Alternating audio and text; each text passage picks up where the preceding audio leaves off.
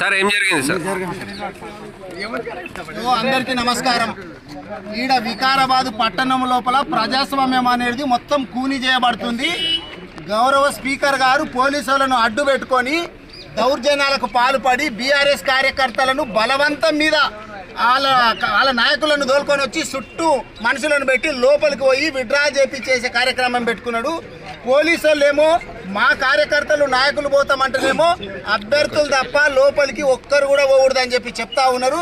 కానీ దగ్గరుండి పోలీసు వాళ్ళ దగ్గరుండి అభ్యర్థి కాదు వెనక నలుగురిని కూడా లోపలికి పంపిస్తూ ఉన్నారు. ఇగో ఇట్లా జరుగుతున్నదంటే ఇక ఇక్కడ ఇది ప్రజాస్వామ్యం ఉందా, సచ్చిందా? దీన్ని ప్రజాస్వామ్యం అంటారా? స్పీకర్ గారు మరి మీ కుటుంబ సభ్యులను పెట్టుకున్నాడు ఎందుకు? ఇక మొత్తము 34 వార్డులు మొత్తము ఏకగ్రీవం చేపించుకుని ఆయన ఇక మరి వేరే ఎవ్వరు పోటీలో ఉండొద్దు. నువ్వు చెప్పదలుచుకున్నది ఏంటంటే ఏ పార్టీ కూడా పోటీలో ఉండొద్దు. ఇక నా బిడ్డ ఒకటే కావాలా, మిగతాలు గంగన పోయినా పర్వాలేదు. పోలీసులకు కూడా నేను చెప్పేది ఏంటంటే రాబోయేది బీఆర్ఎస్ గవర్నమెంటు. మీరు తప్పులు చేసుకుంటూ వత్తాసు పాడుకుంటూ ఈ గవర్నమెంట్కు మీరు వత్తాసు పాడుకుంటుంటే రాబోయే రోజుల లోపల ఏ పోలీస్ అధికారిని కూడా మేము కూడా వదలం. మేము కూడా అన్ని రాసి పెట్టుకుంటాము, బుక్కులో రాసి పెట్టుకొని ఒకరొకరు చరిత్ర మొత్తం తీస్తాం.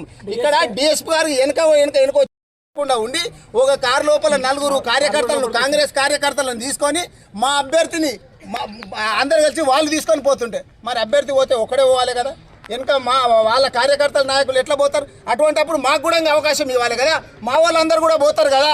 కాబట్టి నేను ప్రజలందరినీ కూడా కోరుతున్నా, వికారాబాద్ పట్టణంలో ఉన్నటువంటి ప్రజలందరినీ కూడా కోరేది ఏంటంటే ఇక్కడ పోలీసులను పెట్టుకొని పోలీసు రాజ్యంగా ఇక్కడ స్పీకర్ గారు చేస్తూ ఉన్నారు.